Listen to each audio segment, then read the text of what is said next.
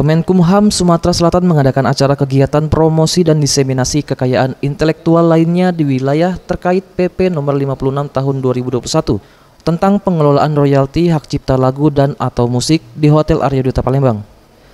Acara dibuka oleh Kakanwil Kemenkumham Provinsi Sumatera Selatan Indro Purwoko.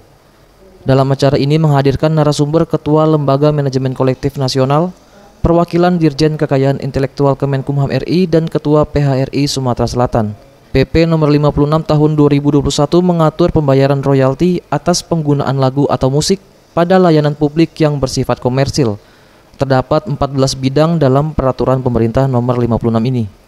Ketua Lembaga Manajemen Kolektivitas Nasional Brigjen Pol Purnawirawan Yurot Saleh menjelaskan, penggunaan lagu yang bersifat komersil ini adalah penggunaan lagu oleh pemilik usaha yang berdampak positif akibat adanya lagu tersebut.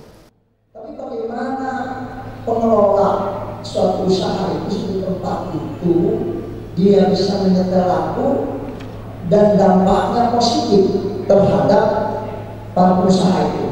Artinya dengan disetelkannya lagu itu orang senang, banyak datang, oh di tempat ini ada. Jadi siapa sebetulnya yang dapat? Apa seluruh pencipta lagu itu dapat royalti? Tidak juga, hanya lagu-lagu orang pencipta. Sementara itu, Agung Damar Sasongko menjelaskan, PP nomor 56 ini sendiri merupakan penguatan dari Undang-Undang nomor 28 tahun 2014 tentang hak cipta dari segi regulasi. Ya, sebenarnya kan kalau PP 56 ini kan sebenarnya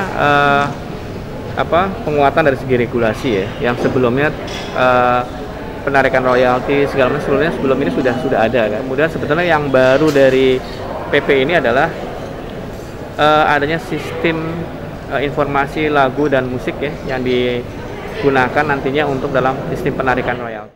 Sementara itu ditekankan terkait kejelasan dari penyampaian pembayaran royalti ini. Dikatakan Ketua LMKN akan berlangsung secara transparan dan pemilik usaha untuk tidak takut pembayaran royalti ini tidak tepat sasaran. Eza PM, Sriwijaya TV.